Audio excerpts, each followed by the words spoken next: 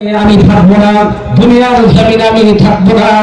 আমার উম্মত উম্মতিরা আমাকে দেখতে পাবে না, তারা এটি হয়ে যাবে, তারা কষ্ট পাবে, তারা নবী কই বলবে, তারা গুনাহ করে ফেলবে, তারা অন্যায় করে ফেলবে। ও রব্বুল আলামিন, আমার বর্তমানে আমার উম্মতের উপরে আপনি আযাব গজব করেন না। আল্লাহ রাব্বুল আলামিন বলেন, ও রব্বুল আলামিন, আপনার কাছে আরো কিছু চাওয়া আছে। কাল কিয়ামতের ময়দানে আমার উম্মতকে আপনি জাহান্নামের মধ্যে দিতে পারবেন না। নবী এই কথাটা কেন বললেন? যে আমার অবর্তমানে আমার উম্মতের উপরে আপনি আযাব গজব দিতে পারবেন না। আল্লাহ বললেন, হাবিব, আমি আপনার কথা মেনে নিলাম। কিয়ামতের ময়দানে একটু সম্ভব আল্লাহ রাব্বুল আলামিনকে আল্লাহ রাসূল বললেন, কিয়ামতের দিন আপনি আমার উম্মতকে জাহান্নামের মধ্যে দিতে পারবেন না।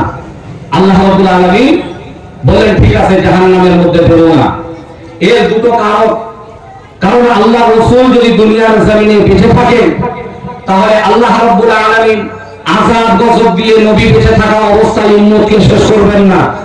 আর কাল কিয়ামতের ময়দানে আল্লাহ রাসূলের সামনে দিয়ে আল্লাহ নবীর উম্মতকে জাহান্নামের মধ্যে দেবে, আল্লাহ রাসূল এটা মানবেন না।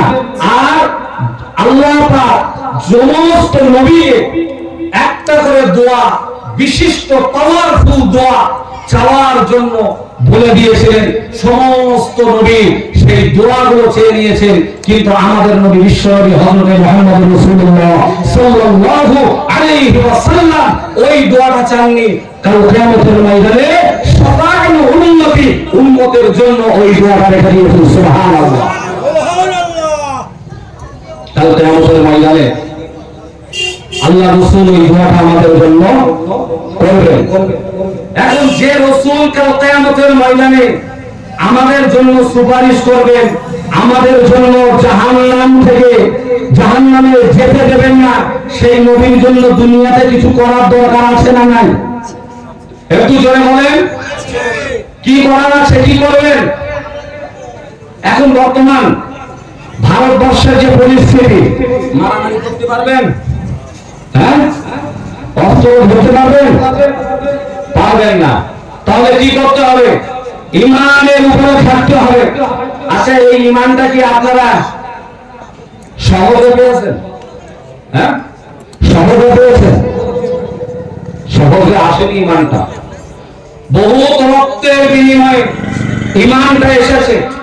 আল্লাহ রাসূল থেকে সাহাবা থেকে তাবেঈন, তারপরে খুলাফায়ে রাশিদিন, তারপরে আশরায়ে মুবাশশারা, আজওয়াজে মুতাহহারা, মুমিন মুমিনাত থেকে নিয়ে ওলি আউলিয়া বহু কুতুব যারা এসেছেন, তাদের থেকে আমরা এই ঈমান, এই পাগড়ি, এই জুব্বা, এই টুপি, এই দাড়ি পেয়েছি, তাই তো?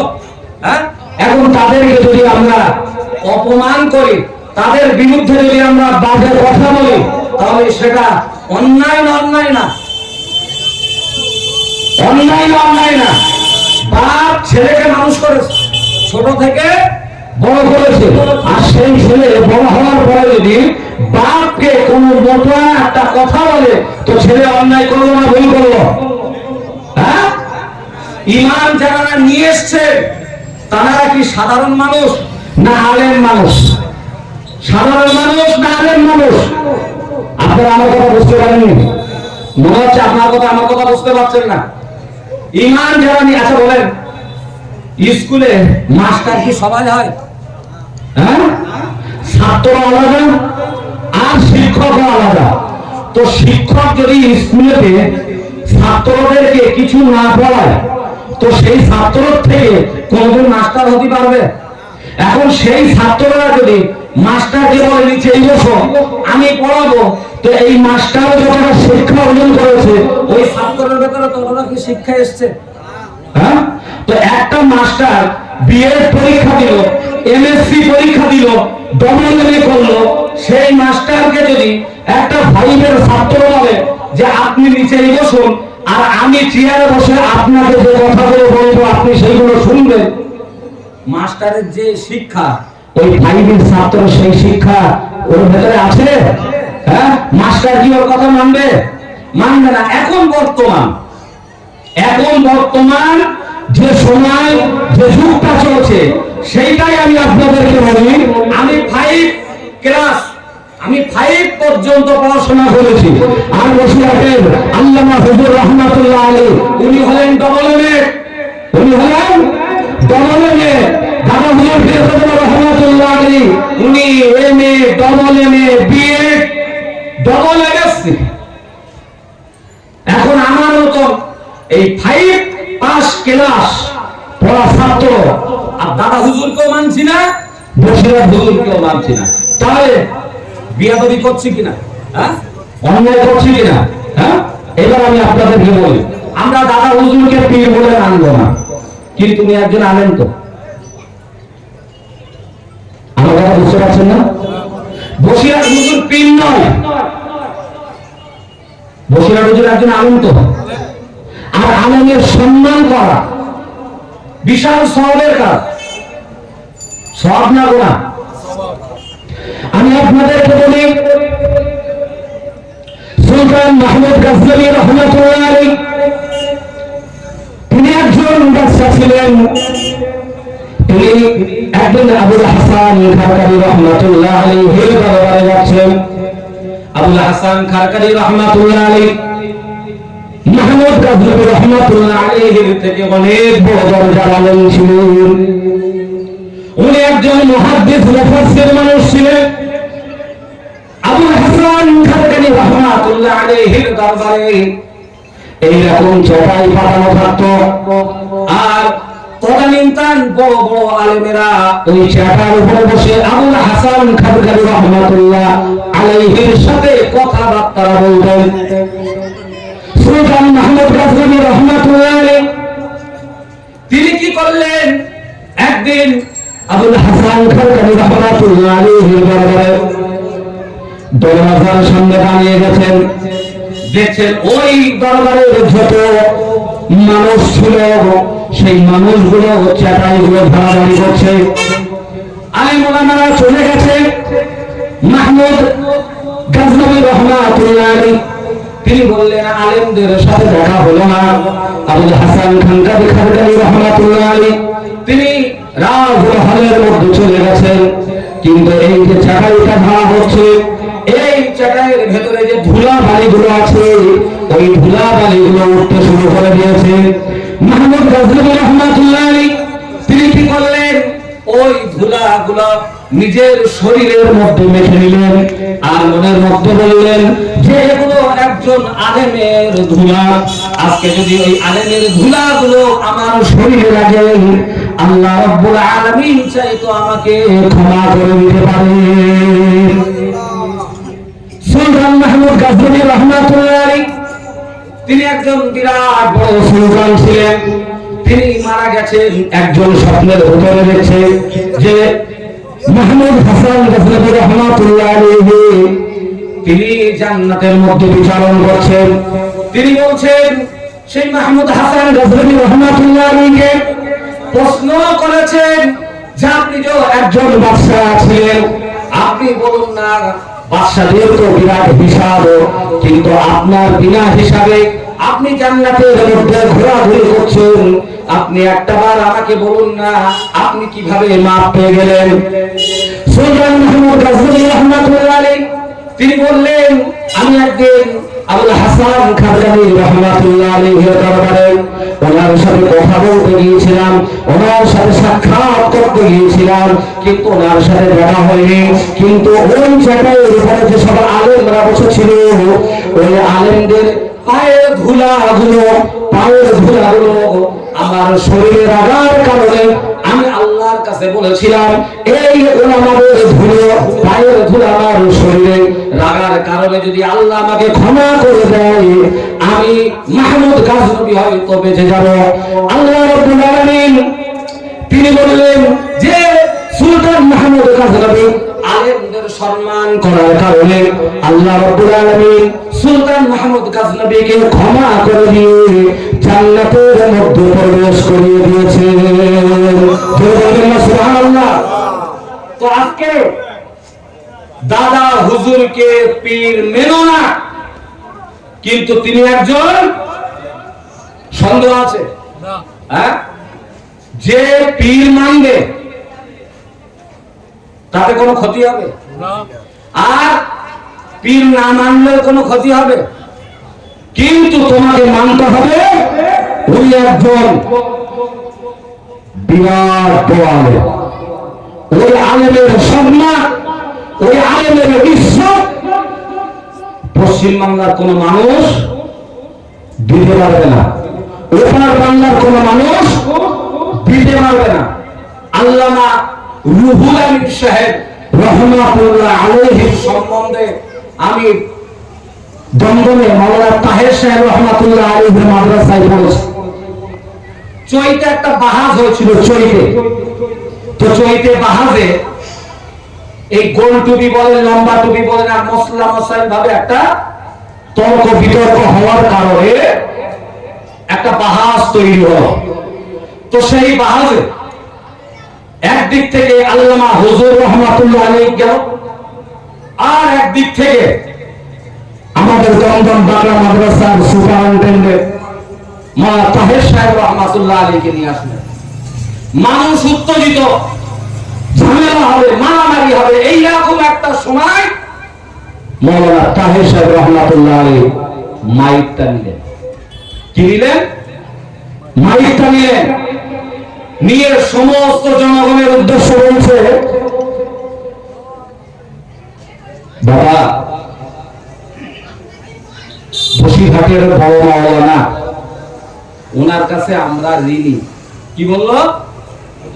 বসিরহাটের বড় মাওলানা আল্লামা রুহুল আমিন রহমাতুল্লাহ আলাইহির কাছে আমরা ঋণী। উনি যদি আমাদের এখানে না আসতেন তাহলে বেদাতীরা সমাজটাকে ধ্বংস করে দিত। আজকের বেদাতীদের বিরুদ্ধে উনি লড়াই করেছেন বলে আমরা সুন্দর একটা পরিবেশ পেয়েছি। বসিরহাটের বড় মাওলানা যদি চেষ্টা না করতেন তাহলে তোমাদের মাথায় এই টুপিটা উঠত না। সুবহানাল্লাহ। মাওলানা তাহের সাহেব রহমাতুল্লাহ আলাইহি উনি কিন্তু ছোটখাটো আলেম না, উনি একজন বিরাট বড় আলেম। তো আজকে দাদা হুজুর পীর রহমাতুল্লাহ আলাইহি তিনি বলছে যে বসিরহাট হুজুরের আমলগুলো একটা পাল্লায় যদি রাখা হয় আর এই সমগ্র আলেমের আমলগুলো যদি একটা পাল্লায় রাখা হয় তো বসিরহাট হুজুরের আমল কি হবে? ভারী হয়ে যাবে। তাহলে সেই বসিরহাট হুজুরের একটু মানা দরকার আছে কিনা? হ্যাঁ, এখন বসিরহাট হুজুর উনি দাদা হুজুরের খুব ভালোবাসতেন, প্রধানতম খলিফা, খুব ভালোবাসতেন। নোয়াখালীর আলেমেরা বসিরহাট হুজুরকে বেদাতি বলে ফতোয়া দিয়েছে। বেদাতি, যে বসিরহাট হুজুর একজন বেদাতি লোক, এই ফতোয়া দিয়েছে। বসিরহাটের বড় মাওলানা আল্লামা হুজুর রহমাতুল্লাহ আলাইহি তিনি কাঁদতে কাঁদতে দাদা হুজুরের দরবারে চলে গেলেন। দাদা হুজুরের কাছে গিয়ে আল্লাহর ওলি আল্লামা হুজুর রহমাতুল্লাহ আলাইহি তিনি কাঁদতে কাঁদতে দাদা হুজুরের দরবারে চলে গেলেন। দাদা হুজুর বলছে, বাবা রুহুল আমিন, তুমি তো আমাকে অত্যন্ত ভালোবাসো, তুমি আমাকে অত্যন্ত প্যার করো, তুমি আমার দরবারে কেন কাঁদতে কাঁদতে এসেছো? আল্লামা হুজুর রহমাতুল্লাহ আলাইহি বললেন, হুজুর মাইকটা ডিস্টার্ব করছে, বক্সটা বসিরহাটের বড় মাওলানা আল্লামা হুজুর রহমাতুল্লাহ আলাইহি দাদা হুজুর বলছেন, ও বাবা বড় মাওলানা, আল্লামা হুজুরকে কখনো দাদা হুজুর রুহুল আমিন বলে ডাকতেন না, ওনাকে বড় মাওলানা বলে ডাকতেন। এই বড় মাওলানা বলে ডাকার অনেক আলেম তদানীন্তন সেই সময় ঈর্ষা করত, হিংসা করত। সেই সময় দাদা হুজুরকে বলতেন, হুজুর আপনি যে শুধু বলেন বড় মাওলানা, আপনি একটাবার বলেন না ওনার ভেতরে কি আছে। বলছে তোমরা দেখতে চাও ওনার ভেতরে কি আছে, তাহলে শুনে নাও, আমার এই বাড়ির পাশে একটা পুকুর আছে, ওই পুকুরের ভেতরে কিছু পানা আছে, ওই পানাগুলো তোমরা একটু পরিষ্কার করে নাও। তারা হুজুরের যত খলিফা ছিল, যত মুরিদ ছিল, সবাই পুকুরে নেমে গেল। আর পানাগুলো পরিষ্কার করার পরে সমস্ত মুরিদ গুলো খলিফা গুলো উঠে গেল। কিন্তু বসিরহাটের বড় মাওলানা আল্লামা হুজুর রাহমাতুল্লাহ আলাইহি তিনি পুকুর থেকে উঠলেন না। তিনি পুকুর থেকে উঠলেন না। বড় মাওলানা বলাও দোষ, তদানীন্তন আলেমরা ঈর্ষা করতো, হিংসা করতো, যে ওনাকে শুধু বড় মাওলানা বলেই ডাকে আর আমাদের সবাই নাম ধরে ডাকে। আর এটাই স্বাভাবিক। একটা বাপের যদি 5টা ছেলে হয়, কোন একটা ছেলের যদি বলে আব্বাজি, আর কোন একটা ছেলের যদি নাম ধরে ডাকে, তো আর ভাইদের একটু রাগ হবে কিনা? হ্যাঁ, তো এরকম আলেমদের একটু রাগ হতো, তো রাগ হয় হোকে। তো আল্লামা হুজুর রাহমাতুল্লাহ আলাইহিকে কেন বড় মাওলানা বলে ডাকতেন সেইটা দেখানোর জন্য ওই খলিফাদেরকে পুকুরের মধ্যে পাঠালেন। যত খলিফা পুকুরের ভেতরে নামলো, পরিষ্কার করে উঠে গেল, বড় মাওলানা তিনি উঠলেন না। দাদা হুজুর বেজুল্লাহ রাহমাতুল্লাহ আলাইহি সমস্ত খলিফাদেরকে বলছে, ও বাবা আমার বড় মাওলানা কোথায়? বলছে হুজুর আপনার সেই পাগল বড় মাওলানা। পাগল, আমি যে কথাটা আমি পড়েছি শুনেছি সেই কথাটাই আপনাদেরকে বলছি, যে আপনার ওই পাগল বড় মাওলানা এখনো পুকুরের মধ্যে আছে। দাদা হুজুর বেজুল্লাহ রাহমাতুল্লাহ আলাইহি তিনি পুকুরের কাছে গিয়ে বললেন, ও বাবা বড় মাওলানা, সবাই পুকুর থেকে উঠে গেল, তুমি কেন উঠলে না? বড় মাওলানা আল্লামা হুজুর রাহমাতুল্লাহ আলাইহি বললেন, হুজুর আপনি আমার পীর, আপনি পুকুরে নামার অনুমতি দিয়েছেন, কিন্তু পুকুর থেকে ওঠার অনুমতি দেননি।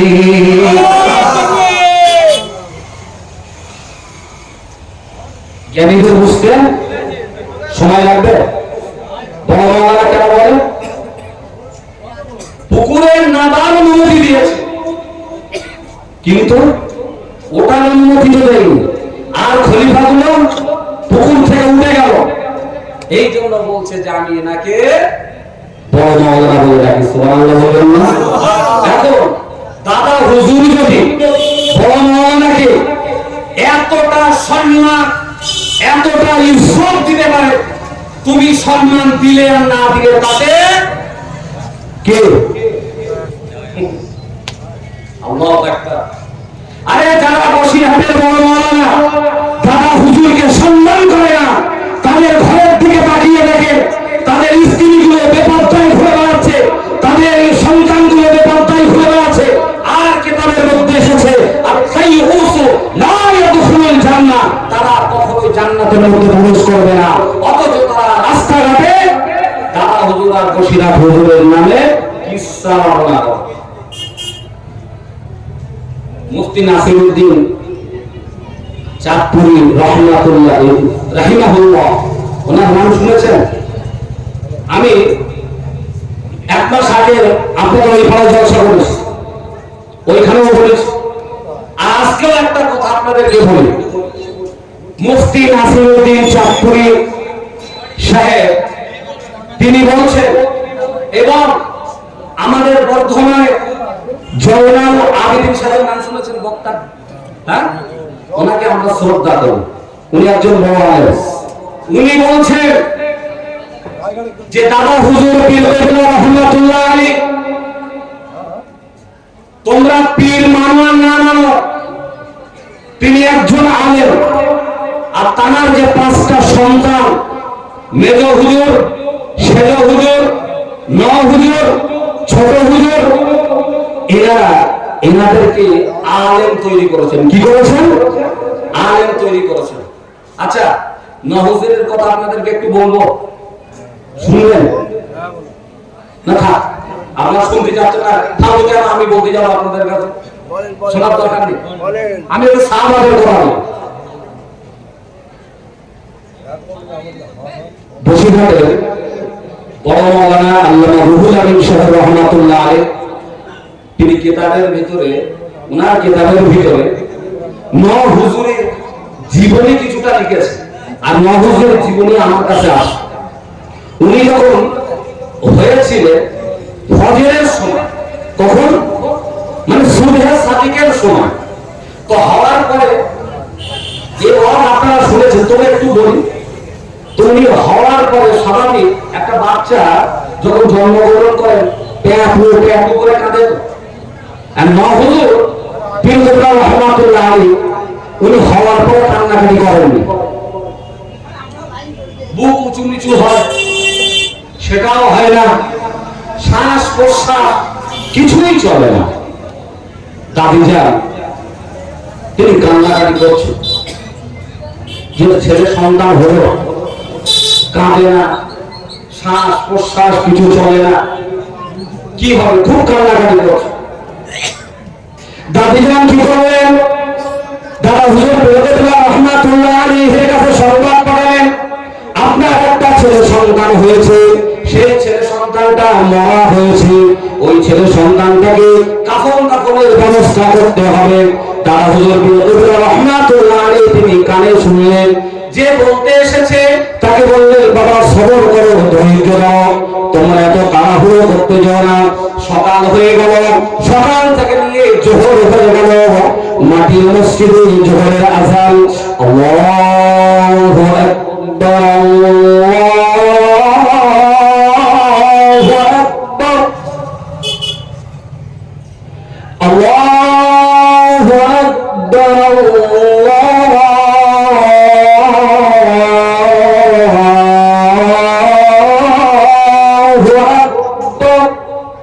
আযান হয়ে গেল। আযানের পরে দাদা হুজুর পীরগোলা রহমাতুল্লাহ আলাইহি মাটির মসজিদে নামাজ পড়লেন। মাটির মসজিদে নামাজ পড়ে তার যাবতীয় যা কাজ ক্রিয়া করার দরকার তিনি ইবাদত বন্দেগীতে আত্মনিয়োগ করেছেন। ওই সময় বলছেন, হুজুর কবর খোঁড়ার দরকার, বাচ্চাটার গোসল দেওয়ার দরকার, কাফনের ব্যবস্থা করার দরকার। দাদা হুজুর পীরগোলা রহমাতুল্লাহ আলাইহি তিনি বললেন, বাবা অত তাড়াতাড়ি করতে যাও না। তিনি বললেন, তোমার অত ধৈর্য হারা হয়ে না, সবর করো সবর করো। এই করতে করতে আসরের ওয়াক্ত হয়ে গেল। আসরের আযান যখনই শুরু হয়েছে, সঙ্গে সঙ্গে সেই সাদা কাপড়ের মধ্য থেকে নওয়াজ হুজুর পীরগোলা রহমাতুল্লাহ আলাইহির কান্নার আওয়াজ উঠে গেছে। একটু জোরে বলবেন না, আর একটু জোরে হবে না?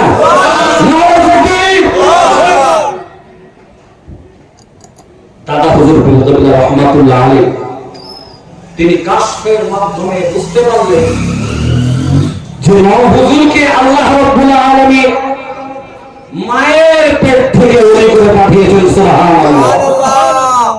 এই গত বছরে 12ই জানুয়ারি সম্ভবত, আমার দিনটা মনে, তারিখটা মনে পড়ছে না, আমরা 3টে বাস ভর্তি নওয়াজ হুজুর পীরগোলা রহমাতুল্লাহ আলাইহি অর্থাৎ নাবুস সাআদা হুজুর রহমাতুল্লাহ আলাইহির যে জিকিরের মজলিস হয় জানুয়ারিতে, সেকবাতুল্লাহ হুজুরের ওখানে আমরা গতবার গিয়েছিলাম। এবছর যাবো বলে একটু চিন্তা ভাবনা করেছিলাম, গাড়িও সব ঠিক হয়েছিল, কিন্তু একজন অসুস্থ হওয়ার কারণে আমরা যেতে পারিনি। যাই হোক, গত বছর ওখানে গিয়ে আমার মনটা খুব ভালো লেগেছে। শুধু ভালো লেগেছে জিকিরের মজলিস, সওগাত সিদ্দিকী সাহেব উনি জিকিরের মজলিসটা পরিচালনা করেছিলেন, খুব ভালো লেগেছে। তো নওয়াজ হুজুর পীরগোলা রহমাতুল্লাহ আলাইহি সম্পর্কে সওগাত সিদ্দিকী হুজুর উনি বললেন কয়েকটা কথা, তার মধ্যে দুটো কথা আমার মাথার মধ্যে এখনো আছে। উনি ছোট অবস্থায় দাদা হুজুর পীরগোলা রহমাতুল্লাহ আলাইহি পরিবারকে নিয়ে সিরহিন্দ, কোথায় বলুন তো, সিরহিন্দ নাম শুনেননি? পাঞ্জাবে মুসাদ্দেদ জামান আল-বিসানি হুজুর রহমাতুল্লাহ, ওখানে কেউ গেছেন? কেউ জানেন? আপনি গেছেন? আলহামদুলিল্লাহ। ওখানে আমি দুবার গিয়েছি, তো ওইখানে দাদা হুজুর ওনার পরিবারকে নিয়ে গিয়েছে। যাওয়ার পরে এই নওয়াজ হুজুর ইনি ছোটবেলায় একটু চঞ্চল ছিল, তো ওনাকে বলছে যে দেখো আমি এখান থেকে আজমিরে যাচ্ছি, আজমির শরীফের যে হুজুর আছেন খাজা মঈনুদ্দিন চিশতি আজমির হুজুর রহমাতুল্লাহ আলাইহির দরবারে যাচ্ছি, তোমরা যেন এই মাজারের ভিতরে কোনো বিয়াদবি করবে না। কি করবে না? বিয়াদবি করবে না, মানে ছোটটাকে বলা যাচ্ছে নহজুরকে তোমরা যেন খবরদার বিয়াদবি করবে না। তো নহজুরের আর ভাইজানেরা সব ওখানে গিয়েছে জিয়ারত করতে, তো নহজুরকে দেখে নহজুরকে আর নিয়ে যায়। আর নহজুর মাদার জাতলি, আল্লাহ ওনাকে মায়ের পেট থেকে ওলি করে পাঠিয়েছে, এটা ভাইয়েরাও জানে, দাদা হুজুরও জানে। তো উনি এমন একটা সম্পর্ক করেছেন মুজাদ্দেদে জামান আলফে সানি হুজুর রহমাতুল্লাহ আলাইহির সাথে, উনি ঘরে বসে আছেন। মুজাদ্দেদে জামান হযরত আলফে সানি হুজুর রহমাতুল্লাহ আলাইহি তিনি মাহফুজুর রহমাতুল্লাহ আলাইহির কাছে আসলেন, এসে বুকের উপরে এরকম একটা দাগ দিয়ে দিলেন। দাগ দেওয়ার পরে এমন একটা চিন্তাধারা নহজুর রহমাতুল্লাহ আলাইহির কাছে চলে আসলো। নহজুর রহমাতুল্লাহ আলাইহি মুজাদ্দেদ জামান আলফে সানি হুজুর রহমাতুল্লাহ আলাইহির মাজারে জিয়ারত করতে শুরু করে দিয়েছে। একা একা জিয়ারত করতে যায়, কোন ভাইয়ের কথা বলেন না, তিনি একা একা জিয়ারত করতে যান। দাদা হুজুর রহমাতুল্লাহ আলাইহি তিনি আজমিরের জমিন থেকে যখন পাঞ্জাবের জমিনে আসলেন, এসে জিজ্ঞাসা করছেন তোমরা বাবা কেউ মাজারে গিয়ে বিয়াদবি করবে? শূন্য ছেলেরা বলছে আপনারা আপনার এই ন বেটাকে আপনি যেতে নিষেধ করে দিয়েছিলেন, কিন্তু আপনার এই ন বেটা আমাদের সাথে যেত না, কিন্তু আপনার ন বেটা একা একা ওই মাজারের ভেতরে চলে যেত। ওই সময় হুজুর রহমাতুল্লাহ আলাইহিকে দাদা হুজুর একটু বকাবকি করলেন, কিন্তু না না না না ও আল্লাহর বান্দা, সেই সময় মুজাদ্দেদে জামান হযরত আলফে সানি হুজুর রহমাতুল্লাহ আলাইহি দাদা হুজুরকে বললেন, ও বাবা আবু বকর, তোমার মা বাবাকে যেন তুমি বকাবকি করো না, কারণ তোমার মা বাবাকে আমি অত্যন্ত ভালোবাসি।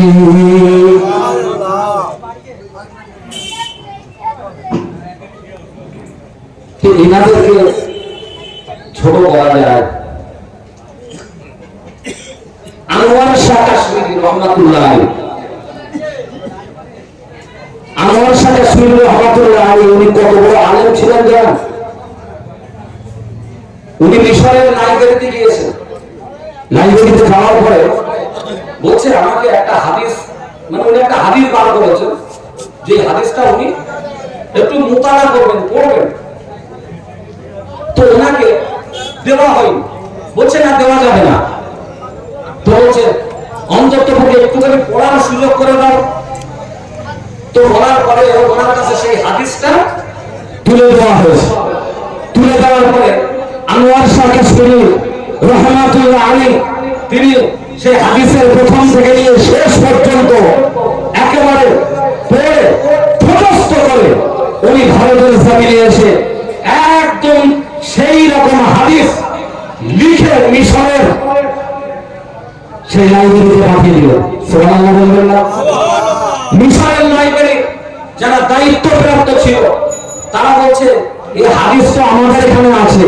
তো সেই সময় মিশরের লাইব্রেরিদেরকে আনোয়ার শাহ কাশ্মীরি রহমাতুল্লাহ আলাইহি বললেন যে তোমরা তো আমাকে হাদিসটা পড়তে দিচ্ছিলে না, আর আমি ওই হাদিসটা জোর করেই তোমাদের কাছ থেকে নিয়েছি। আল্লাহ আমাকে এতটাই ইলমের জ্ঞান দিয়েছেন, এতটাই জ্ঞান দিয়েছেন, আর ওই হাদিসটা প্রথম থেকে শেষ পর্যন্ত পড়ে আল্লাহ আমার ব্রেনের মধ্যে দিয়েছে, আর আমি সেই হাদিসটা এদিকে তোমাদের লাইব্রেরিতে পাঠিয়ে দিলাম। তাহলে কত বড় একজন আলেম ছিলেন। বসিরহাটের বড় আলেম তার কিতাবের ভিতরে লিখলেন যে আল্লামা হুজুর যখন এই কিতাবটা বার হলো, দাদা হুজুর রহমাতুল্লাহ আলাইহি তিনি চলে গেলেন সৌদির জমিনে। সৌদির জমিনে সৌদাতিয়া বলে যে মাদ্রাসা আছে, ওই মাদ্রাসার দাওয়াতে চলে গেলেন। দাওয়াতে যাওয়ার পরে উনি কি করলেন, উনি ওখানে ওয়াজ নসিহত করলেন, উনি দিনের দাওয়াত দিলেন, উনি কল্যাণ দাওয়াত দিলেন, উনি মানুষকে হাদিস কোরআনের কথা বললেন। তারপরে সেই সময় ওখান থেকে 40টা হাদিসের সনদ নিয়ে উনি ভারতবর্ষের জমিনে চলে আসলেন। সুবহানাল্লাহ। 40টা হাদিসের সনদ দিয়ে উনি ভারতবর্ষের জমিনে আসছেন। তাই ভারতবর্ষের জমিনে বড় বড় আলেম ছিল, আছে, থাকবে ইনশাআল্লাহ। এবারে সেসব আলেমদের সম্মান করা আমাদের কর্তব্য। আমরা যদি অসম্মান করি তাহলে সুলতান মাহমুদ গাজনবী রাহমাতুল্লাহ আলাইহি ওখানে আমরা চলে গেলাম। আচ্ছা, সুলতান মাহমুদ গাজনবী রাহমাতুল্লাহ আলাইহি কি ছোটখাটো আলেম ছিলেন? ছোটখাটো বাদশা ছিলেন? এখন আমরা মনে করি যে সব আলেমদের সম্মান দিয়ে কি হবে। যেরকম সাধারণ একটা মসজিদের কথা বলি, সাধারণ একটা মসজিদে বলে যতগুলো মুসল্লি নামাজ পড়ে তার সামনে যে দাঁড়ায় তাকে কি বলে? কথার একটু উত্তর দেবেন, চুপচাপ বলি তাকে আমি ওয়াজ ছেড়ে দেবো। বুঝতে পেরেছেন? তাকে কি বলে? ইমাম বলে। ইমাম বলে। এখন বলে মুসল্লিদের থেকে ইমাম বেশি জানে না ইমামের থেকে মুসল্লিরা বেশি জানে? ইমাম বেশি জানে। আচ্ছা, আপনাদের মসজিদে কি এই এলাকায় যত মসজিদ আছে সেই মসজিদে 10টা হাজি আছে, এখন সেই 10টা হাজি বেশি জানে না ওই ইমাম বেশি জানে? এখন বলেন ওই হাজিকে মুসল্লায় দাঁড় করিয়ে কোন আলেম ইমাম, ধরেন আপনাদের এই মসজিদের ইমামকে পিছনে দাঁড় করিয়ে রেখে নামাজ পড়াতে বলা হবে, ওই হাজি সাহেবকে নামাজ দুরস্ত হবে? হ্যাঁ, নামাজ বেকার হয়ে যাবে। কারণ উম্মির পিছনে উম্মির নামাজ হবে, মূর্খের পিছনে মূর্খের নামাজ হবে, আলেমের পিছনে আলেমের নামাজ হবে, আলেমের পিছনে সাধারণ মানুষ নামাজ পড়তে পারে। কিন্তু একজন সাধারণ মানুষের পিছনে একজন আলেম যদি নামাজ পড়ে তো সেই নামাজ দৌড়াতে হবে, হবে না। এখন আমি একটা জায়গায় জলসায় গিয়েছি, নাম বলবো? নাম বলবো? বসিরহাটে।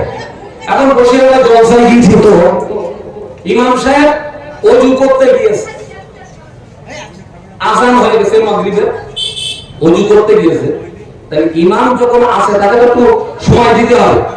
এখন ওইখানে একজন হাজি আছে, তো সেই হাজি সাহেব এমনি খুব ভালো, উনি সবে নতুন হজ করে এসেছেন, তো একটু গরম আছে। ওই সময় বলছে ঠিক আছে ইমাম সাহেব পড়ে দেবে, আমাদের পিছনে বেড়ে দেবে, হ্যাঁ তারপরে নামাজটা শুরু করবো। তো সাধারণ মানুষ কি বলতে হাজি সাহেবের উপরে যাবে? হাজি সাহেব কি বলতেন আপনি নামাজ পড়েন? হাজি সাহেব সামনে চলে গেছে, সুরাটা সঠিক জানুক আর না জানুক আল্লাহু আকবার বলে তাহরিমা বেরোছে। আলহামদুলিল্লাহি রাব্বিল আলামিন আর রহমানির রহিম। আর যে ইমাম আছে সে কি বলছে? আলহামদুলিল্লাহি রাব্বিল আলামিন আর রহমানির রহিম মালিকি ইয়াউমিদ্দিন ইয়্যাকা না'বুদু ওয়া ইয়্যাকা নাস্তাঈন ইহদিনাস সিরাতাল মুস্তাকিম সিরাতাল লাযীনা আন'আমতা আলাইহিম গায়রিল মাগদুবি আলাইহিম ওয়ালাদ-দাল্লিন। এই দুটো পড়ার ভিতরে পার্থক্য আছে? আছে। এখন এই আলহামদুলিল্লাহি রাব্বিল আলামিন এটা যে ভুল করছে আমি সেটা বলছি, এটা কখন চলবে? যদি ওই ইমাম ওই আলেম যদি পিছনে না থাকে, তাহলে সাধারণ মানুষ ওই হাজির পিছনে যদি নামাজ পড়ে তাহলে নামাজ সহি হয়ে যাবে। কিন্তু যদি আলেম যদি ওর থেকে শুদ্ধভাবে নামাজ পড়াতে পারে, তিনি যদি পিছনে থাকেন তাহলে ওই নামাজ হবে না। এটা হাদিস। এখন সেই হাদিসে হজ করে এসছে, একটা গরম আছে, তো নামাজের পরে ইমাম সাহেব বললো যে হাজিজি এই চাচাজি আপনি নামাজ পড়ালেন, না, ইমাম সাহেবকে বলো আপনি কেন জামাতটা ধরলেন না? জামাতের সওয়াব 7-8 গুণ, আপনি কেন জামাতটা বললেন না? তো ইমাম সাহেব বলছে, চাচাজি আপনি তো একজন সাধারণ মানুষ আর আমি আলেম মানুষ, এখন যদি আমি আপনার পিছনে নামাজ পড়ি তো এতগুলো যে মুসলিম নামাজ পড়ছে সবার নামাজ বেকার হয়ে যাবে, তাই আবার দৌড়াতে হবে, সেও আবার একটা সময় যাবে, মাগরিবের সময় যাবে সব, তো ওটা না করে ওই জন্য আমি একা একা পড়ে দিলাম। এখন আল্লাহ কি রহম, হাজী সাহেব মসজিদের সভাপতি, সেই সময় হাজী সাহেব বলছে, ইমাম সাহেব আর রাখা যাবে না, ইমাম সাহেব আর রাখা যাবে না, আমার অপমান করছে, আমার পিছনে নামাজ পড়ি, আমার জ্ঞান দিচ্ছে, অতএব এই ইমামকে রাখা যাবে না। ইমাম সাহেব বলল যে আমি আর থাকবো। তো উনি সেই দিনই চলে গেলেন। যাওয়ার পরে একটা জিনিস, সব ইমাম কি সমান হয়? সবাই কি নরম হয়? এখন আর একটা দেখে নিয়ে এসে তার মেজাজ খুব কড়া। এখন ইমাম সাহেব বলছে যে আপনি যেন কামাই করবেন না। তো বলছে ঠিক আছে, আমি চেষ্টা করবো যে 5 ওয়াক্ত নামাজটা জামাতের সাথে পড়ানোর জন্য, ইনশাআল্লাহ আল্লাহ যদি চায় তো হবে।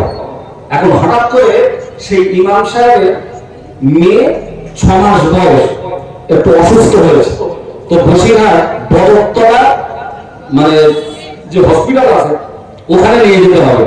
এখন টিকিট কাটতে গেলে 10টায়, আর ডাক্তার দেখাতে দেখাতে অন্তত পক্ষে 12টা বাজে, আজান হয় কটায়? 12:30টায়, আর জামাত হয় কটায়? 1টায়। এবারে উনি সোজা বাড়ি গিয়ে ওনার স্ত্রী আর বাচ্চাটাকে রেখে মসজিদে রওনা দিয়েছে, আর মসজিদটা কিছুটা দূরে। তো মুয়াজ্জিন সাহেব ফোন করেছে, ফোনটা ধরতে পারেনি। তখন উনি যখন গেছেন তখন 1:10, সুন্নত মানে ফরজের পরে যে সুন্নত সেটা পড়ছে। হাজী সাহেব বলছে যে আপনার জ্ঞান কাণ্ড বলে কিছু নেই, আপনি ওয়াদা করলেন, কথা দিলেন যে আপনি 5 বার নামাজ পড়াবেন আমাদেরকে, আপনি একজন মিথ্যাবাদী, আপনি আজকে আমাদেরকে জামাতে নামাজ পড়াননি, আপনি পরে এসেছেন। তখন বলছে চাচাজি আমার মেয়ে অসুস্থ ছিল, হসপিটালে নিয়ে গিয়েছিলাম, তা ওই জন্য আমার আসতে একটু লেট হয়ে গেছে, কিছু মনে করবেন না। না না, আপনি ওয়াদা করেছেন, ওয়াদাকারী দেখেলামি, এটা মুনাফিকের আলামত, তো ওই নামের পিছনে নামাজ হবে না। আর এর মাথায় গেছে রক্ত উঠে, এ বলতেছে তাই আমি মুনাফিক, আমার পিছনে নামাজ হবে না। এখন সেই হাজী সাহেবের দাড়ির দিকে নজর গেছে।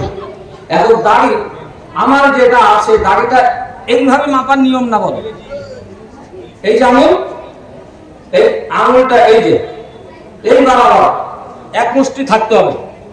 এখন হাজী সাহেবের হাত মুষ্টি দাঁড়িয়ে।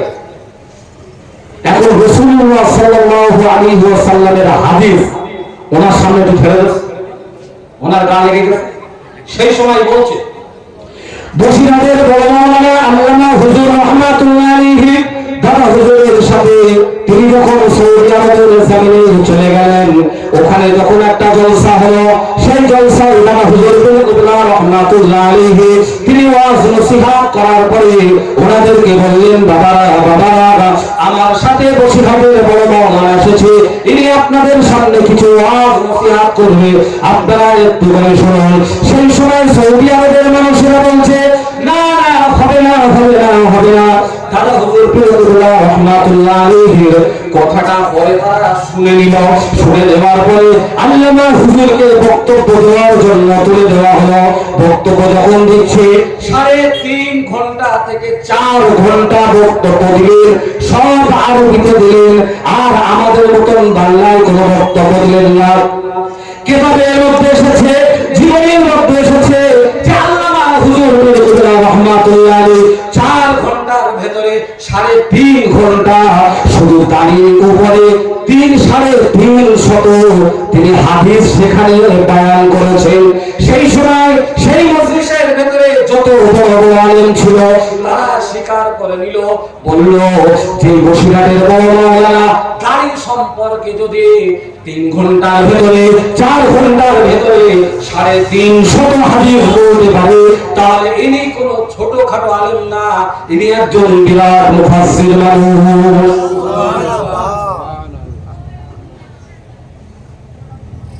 হাজী সাহেব তখন এই কথাটা শুনে তিনি মাথা নিচু করলেন, বলছেন না আমার ভুল হয়েছে। বলছে আপনার ভুল হয়েছে, আপনি এটা স্বীকার করলেন। পূর্বের যে ইমাম ছিল সেই ইমামকে ফিরিয়ে নিয়ে আসুন, আর আমি আজকে ইস্তফা দিয়ে দিলাম, ওই আলেমকে নিয়ে আসুন, ওই আলেমকে আবার পুনরায় ওই জায়গায় বহাল করুন। দেখ সে হাজী সাহেব সেই কাজটা করে।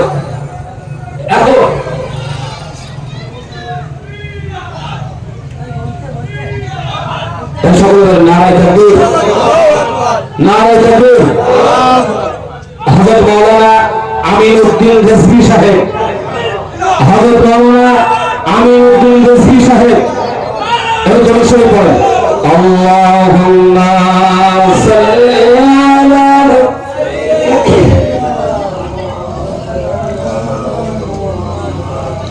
وعلى آل سيدنا مولانا محمد তুমি আসমানে থাকো প্রভু, আমি জমিনে, তবু তোমারি প্রেম জানে হৃদয় গহীনে।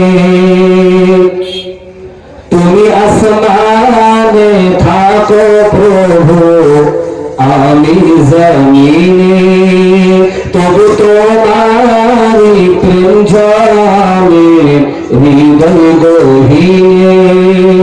আমি তোমারি গোলাম গো, অন্য কারো না, আমি তোমারি গোলাম গো, অন্য কারো না। আলিমুল গায়ব তুমি, মালিক রব্বানা। আল্লাহু জোরে বলেন আল্লাহু আল্লাহু আল্লাহু আল্লাহ আল্লাহু আল্লাহু আল্লাহু আল্লাহ। তোমারি রহম ছাড়া বাঁচা বড় দায়,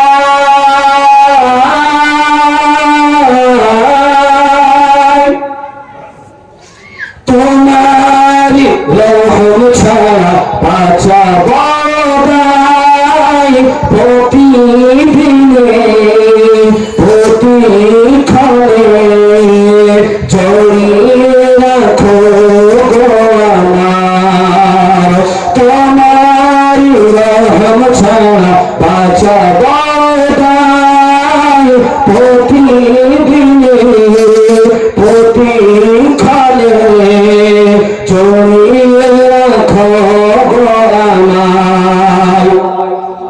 শত শত ভুল মাফ করে দাও, শত শত ভুল মাফ করে দাও। জানা কি জানা আমি তোমারি গোলাম গো, অন্য কারো নয়। আলিমুল গায়ব তুমি, মালিক রব্বানা। আল্লাহু আল্লাহু আল্লাহু আল্লাহ। জোরে বলেন কি আল্লাহর নাম নিয়ে ভয় আছে? ভয় আছে আপনাদের?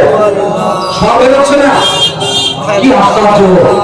আমি আল্লাহর নাম নিচ্ছি, আমি কোন মুখ্যমন্ত্রীর নাম নিচ্ছি না, আমি কোন প্রধানমন্ত্রীর নাম নিচ্ছি না, আমি কোন মেম্বারের নাম নিচ্ছি না, আমি কোন প্রধানের নাম নিচ্ছি না, আমি কোন গুনাহগারের নাম নিচ্ছি না, আমি গুনাহগার, আমি আল্লাহর নাম নিচ্ছি। তাতে কোনো ভয়? হ্যাঁ, কোন ভয় আছে? আমি শুরুতেই বলেছিলাম যে এই কলমা অন্তরে আনার জন্য রক্ত দিতে হয়েছে, শুনে চলানো হয়েছে, শরীরের চর্বিগুলো কি হয়েছে গলে গলে আগুন নিবেছে। মালাকুল মউত যদি আসে, ভাইরে আমার, এর বাপের নাম কি?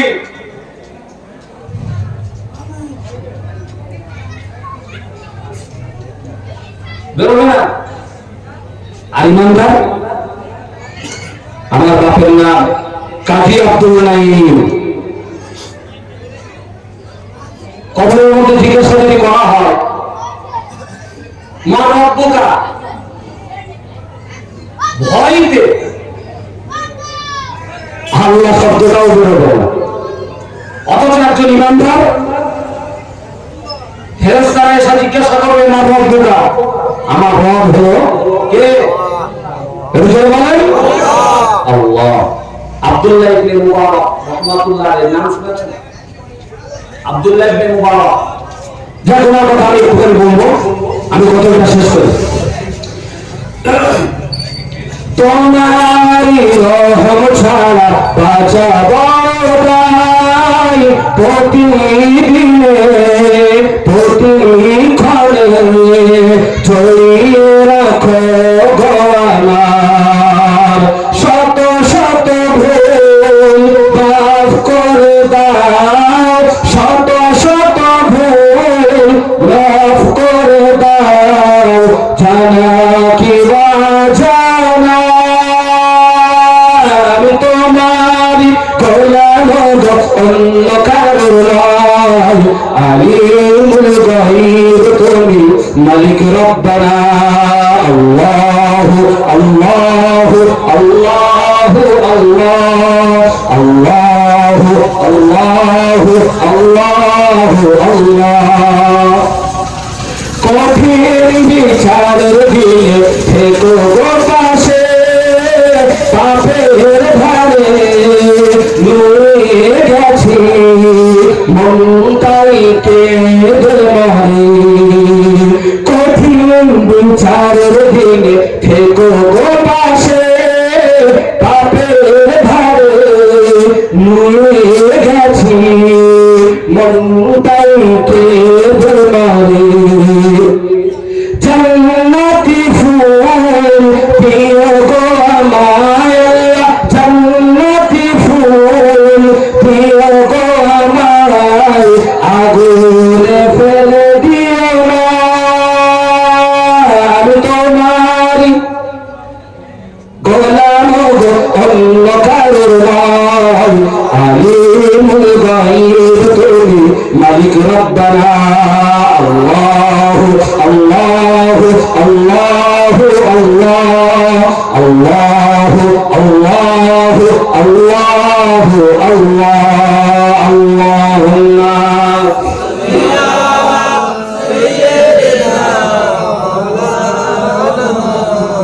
ওয়া আলা আলি সাইয়্যিদিনা মাওলানা মুহাম্মদ। আমি আপনাদের সামনে দাদা হুজুরের কথা বলছি, বসিরহাট হুজুরের কথা বলছি। দাদা হুজুরের 9 ছেলে নাজমুস সাআদাত সিদ্দিকী হুজুর, তার জীবন থেকে কিছু কথা বলেছি।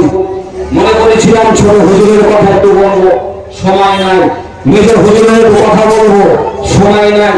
যেহেতু আমাদের বক্তা হযরত মাওলানা আমিনউদ্দিন সাহেব এসে গেছেন, সময়ের দিকে তাকিয়ে আমার ছাড়তে হবে।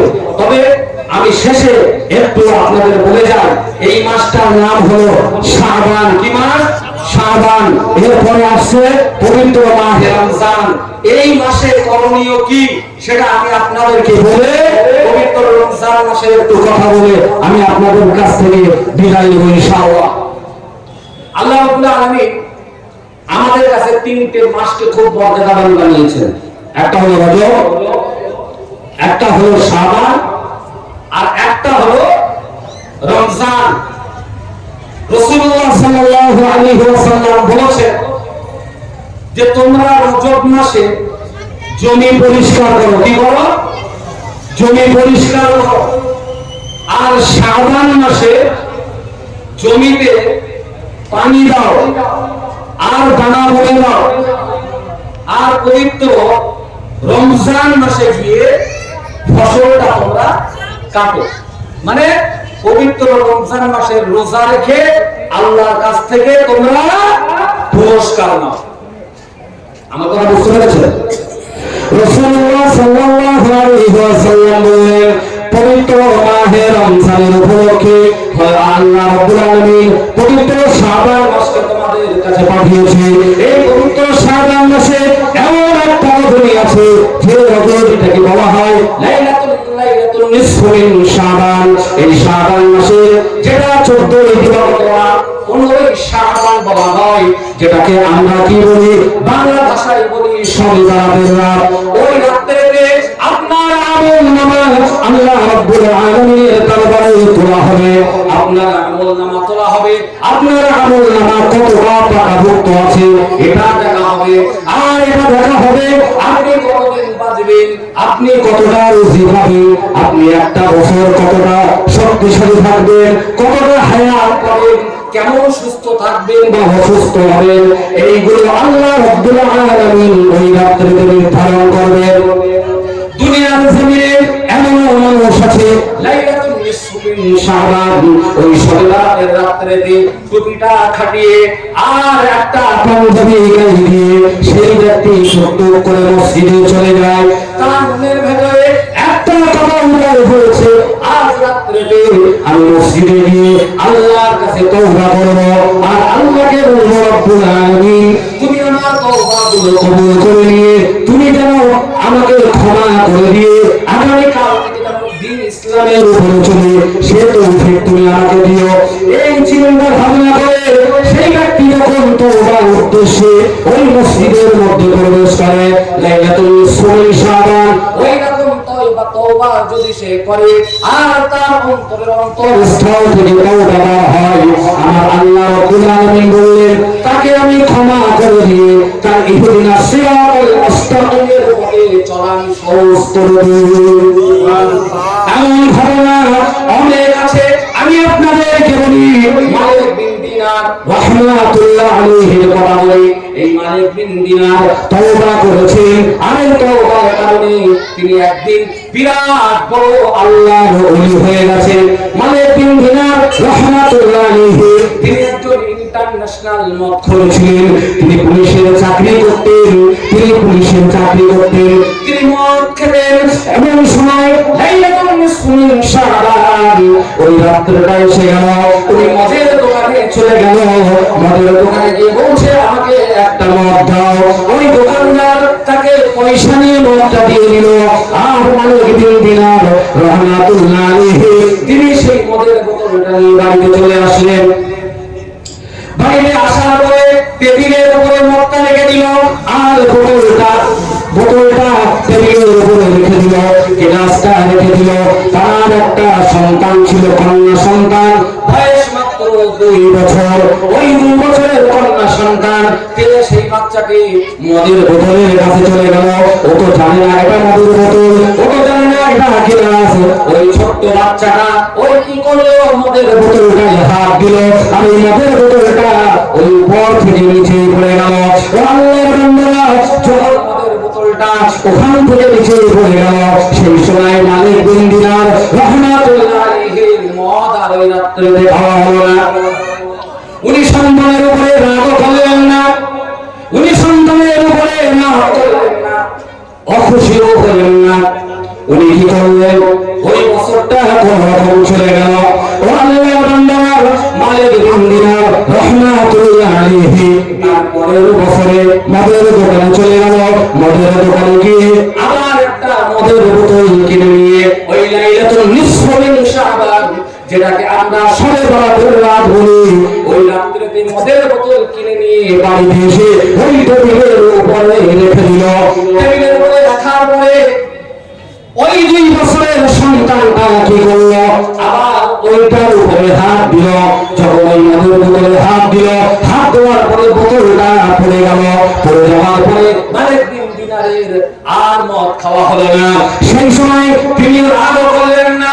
পরের বছর লাইলাতুল নিসফিল শাবান আসার আগে ওই মালিক বিন দিনার রাহমাতুল্লাহ আলাইহির কন্যা সন্তান মারা গেল। তৃতীয় বছরে মালিক বিন দিনার রাহমাতুল্লাহ আলাইহি তিনি ওই লাইলাতুল নিসফিল শাবান ওই রাত্রিতে ওই মদের দোকানে গিয়ে মদটা কিনে নিয়ে আসলো। মদের গ্লাসটাও সাথে করে নিল, নিয়ে টেবিলের উপরে বসলো। না না না না, আজকে তার মেয়ে বেঁচে নাই, তার মেয়ে তো আর মদের বোতল ফেরত দেবে না, মদের বোতল ফেলে দেবে না। মালিক বিন দিনার রাহমাতুল্লাহ আলাইহি তিনি মদের বোতল শিশিটা খুললেন। শিশিটা খোলার পরে মদটা তিনি খেতে লাগলেন। মদ খেতে খেতে মালিক বিন দিনার এত বড় মাতাল হয়ে গেলেন। ওই রাত্রিতে সমস্ত মানুষ আল্লাহর দরবারে নাজারি করতে লেগেছেন, তওবা করতে লেগেছেন। আল্লাহ তুমি আমার গুনাহ ক্ষমা করে দাও, আমার জীবনের অপরাধগুলো ক্ষমা করে দাও, এই রকম দোয়া কান্নাকাটি করে আর মালিক বিন দিনার রাহমাতুল্লাহ আলাইহি তিনি মদ খেয়ে মাতলাম করতে করতে উনি বেহুশ হয়ে ওই রাতটা অতিবাহিত হয়। এরাম একটা বাড়িতে চলে গেল। মালিক বিন দিনার ওই রাত্রিতে স্বপ্ন দেখছে কিয়ামত সংগঠিত হয়ে গেছে, কিয়ামত সংগঠিত হয়ে গেছে। কিয়ামতের দিন সমস্ত মানুষ কিয়ামতের দিন দাঁড়িয়ে গেছে। মালিক বিন দিনার রাহমাতুল্লাহ আলাইহি তিনি দাঁড়িয়ে আছেন। তার পিছনে একটা শো শো শব্দ আওয়াজ হয়, আর ওই শো শো শব্দটা তার কানের মধ্যে যখন প্রবেশ করলো, মালিক বিন দিনার পিছন ফিরে দাঁড়ালেন। পিছনের দিকে ফিরিয়ে দেখছেন একটা বিশাল বড় সাপ। সেই সাপটা ফেলা তুলে মালিক বিন দিনার রাহমাতুল্লাহ আলাইহি ছবল মারবে এইরকম ভাবে শো শো করতে লেগেছে। ও আল্লাহর বান্দা, মালিক বিন দিনার রাহমাতুল্লাহ আলাইহি সেই সময় এত ভয় লেগে গেল। মালিক বিন দিনার রাহমাতুল্লাহ আলাইহি তিনি দৌড়াতে শুরু করলেন। দৌড়াচ্ছেন অনেকটা দূরে চলে গেছেন। যাওয়ার পর একজন বৃদ্ধা মানুষের সাথে দেখা হয়েছে। সেই বৃদ্ধা মানুষকে বলছে, ও বাবাজি, আমার পিছনে একটা সাপ তাড়া করেছে, আমাকে ছবল মারবে, আপনি যদি একটু দয়া করে আমাকে ওই সাপের হাত থেকে বাঁচিয়ে দিতেন, আমি উপকৃত হতাম, আমি বেঁচে যেতাম। ওই সময় ওই বৃদ্ধা মানুষটা বলছে, না না না না, আমি এতটাই কমজোর, আমি তোমাকে ওই সাপের হাত থেকে বাঁচাতে পারবো না। তবে তোমাকে একটা পরামর্শ দেই, তোমাকে একটা কথা বলি, তুমি আরেকটু সামনে আগিয়ে যাও, দেখো যদি কোনো সাহায্যকারী তোমার মেলে কিনা। মালিক বিন দিনার রাহমাতুল্লাহ আলাইহি তিনি দৌড়াতে লাগলেন। দৌড়াতে দেখলেন একটা পাহাড় দেখা যায়। ওই পাহাড়ের উপরে উঠে গেলেন। উঠে যাওয়ার পরে দেখছে ওই পাহাড়ের তলদেশে দাও দাও দাও দাও করে আগুন জ্বলছে। আর সেই সময় একটা আওয়াজ আসলো, ও মালিক বিন দিনার, ও মালিক বিন দিনার, তুমি এই আগুনের যোগ্য নাও, তুমি পিছন থেকে চলে আসো, ওই পাহাড় থেকে নেমে আসো, খানিকটা দূর চলে যাও। মালিক বিন দিনার ওই পাহাড় থেকে নেমে কিছুটা দূর গিয়ে দেখছে যে একটা বিশাল ঘর তৈরি হয়েছে। তার দরজাগুলো মণি মুক্ত দিয়ে তৈরি করা, যার জানলাগুলো হীরামতি দিয়ে জহরত দিয়ে তৈরি করা, কাপড়গুলো জান্নাতের রেশমি কাপড় দিয়ে ওই জানলা দরজায় দেওয়া আছে। ওই সময় ওই দরজার যে দারওয়ান ছিল, ওই দারওয়ানকে ওই দারওয়ান বলছে, দরজাটা খুলে দাও। দরজাটা খুলে দেওয়ার পরে মালিক বিন দিনারকে বলছে, দেখো এই বাচ্চাদের মধ্যে তোমার কেউ আছে কিনা, সাহায্যকারী কেউ আছে কিনা। এদিকে কিন্তু সেই সাপটা মালিক বিন দিনার রাহমাতুল্লাহ আলাইহির পিছনে শো শো করতে করতে দাঁড়িয়ে আছে। মালিক বিন দিনার তিনি তখন কি করলেন, ওই দরজার সামনে দাঁড়িয়ে গেলেন। দাঁড়িয়ে যাওয়ার পরে সমস্ত ছোট ছোট বাচ্চারা সেই ঘর থেকে বাইরে হয়। ঘর থেকে বাইরে হওয়ার পরে মালিক বিন দিনার রাহমাতুল্লাহ আলাইহির নজরটা একটা ঘরের দিকে চলে গেছে। ঘরের দিকে যাওয়ার পরে দেখছে ওই ঘরের ভিতরে রহমাতুল্লাহ আলাইহির ওই 2 বছরের কন্যা সন্তানকে দেখা যায়।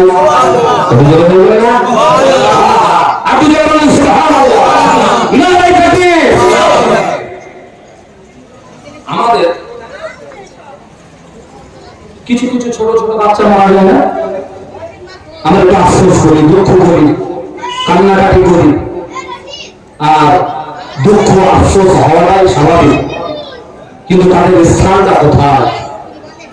তারা ওই ঘরের মধ্যে আছে,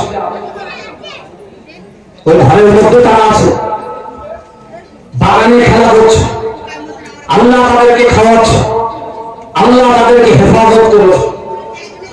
মালিক বিন দিনার রাহমাতুল্লাহ আলাইহি তিনি যখন তার মেয়ের দিকে তাকালেন, তার মালিক বিন দিনার রাহমাতুল্লাহ আলাইহি তার পিতার দিকে তাকালেন, সঙ্গে সঙ্গে সেই মেয়েটা ঘর থেকে বাইরে হয়ে আব্বা জানের হাতটা ধরেছে। যে আব্বা জানের হাত ধরেছে, সঙ্গে সঙ্গে সেই সাপটা উধাও হয়ে গেছে। মালিক বিন দিনার রাহমাতুল্লাহ আলাইহি বলছেন, না তুমি এখানে কি করছো? সেই সময় বলছে, আব্বাজান আমি যখন মারা গিয়েছিলাম আল্লাহ রাব্বুল আলামিন আমাকে এই ঘরের মধ্যে ঢুকিয়ে দিয়েছে, আমার এই শান্তির ঘরের মধ্যে প্রবেশ করিয়ে দিয়েছে। আর মালিক বিন দিনার রাহমাতুল্লাহ আলাইহি বলছে, তুমি ওখানে কি তেলাওয়াত করছিলে? মালিক বিন দিনার রাহমাতুল্লাহ আলাইহি কন্যা সন্তান বলছে, আব্বাজান আমি কোরআন তেলাওয়াত করছিলাম, আর এই কোরআন তেলাওয়াতের আয়াতটা হলো আলাম ইয়ানি للذين آمنوا أن تخشع قلوبهم لذكر الله।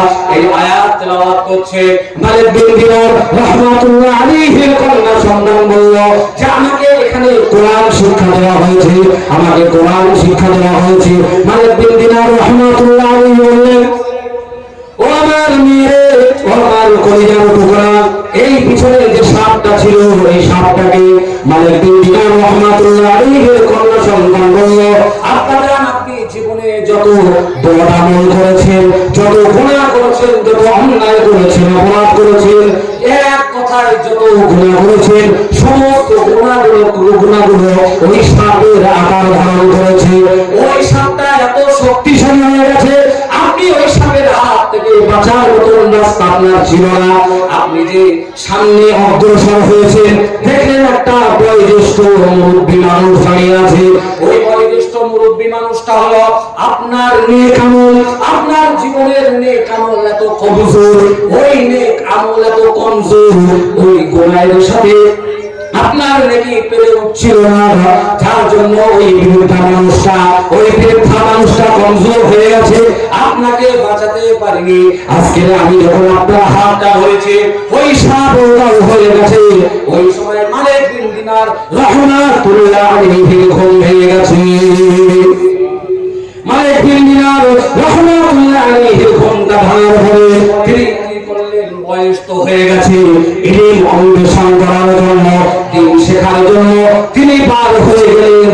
আর ইলম শিক্ষা অর্জন করতে করতে মালিক বিন দিনার রাহমাতুল্লাহ আলাইহি তিনি এমন একটা দরজায় পৌঁছে গেলেন যে তামাম পৃথিবীর যত মানুষ মালিক বিন দিনার রাহমাতুল্লাহ আলাইহির কথা আলোচনা করতে তাদের কোনো দ্বিধাবোধ হবে না। কি ছিল? ইন্টারন্যাশনাল মক্ষ।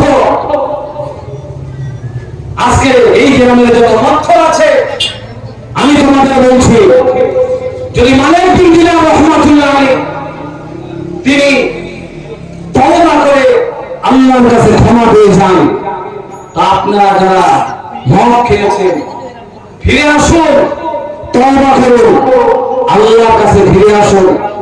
আল্লাহ বললেন আমি সমস্ত তওবা ক্ষমা করে দেব। আরেকজন মনীষীর কথা আপনাদেরকে বলি, আব্দুল্লাহ ইবনে মুবারক রাহমাতুল্লাহ আলাইহি তিনি এই গিটার বাজাতেন। গিটার, আপনারা গিটার দেখেছেন? গিটার বাজাতেন। তো তার ফলের বাগান ছিল, সেই ফলের বাগানে তিনি মানুষজনদেরকে নিয়ে একটু আনন্দ ফুর্তি করতেন আর ওই গিটার বাজাতেন। এখন গিটার বাজাতে বাজাতে ও গিটার খারাপ হয়ে গেছে। উনি মিস্ত্রিও ছিলেন, তুমি ঠিক করলে আবার খারাপ হয়ে গেল। তৃতীয়বারের মাথায় উনি গিটারটা ঠিক করলেন, করার পরে ওখান থেকে একটা আওয়াজ, এমন একটা আওয়াজ আব্দুল্লাহ ইবনে মুবারক রাহমাতুল্লাহ আলাইহির কানের মধ্যে প্রবেশ করলো, যে আব্দুল্লাহ ইবনে মুবারক রাহমাতুল্লাহ আলাইহির মন মস্তিষ্ক ভুলে গেল। ওই কথাটা এইরকম যে তোমার কি এখনো সময় হয়নি আল্লাহর দিকে ফিরে আসা? আব্দুল্লাহ ইবনে মুবারক ওখানে একটুখানি কিন্তু ধাক্কা খেলেন। একদিন আব্দুল্লাহ ইবনে মুবারক রাহমাতুল্লাহ আলাইহি রাস্তা দিয়ে হেঁটে হেঁটে যাচ্ছেন।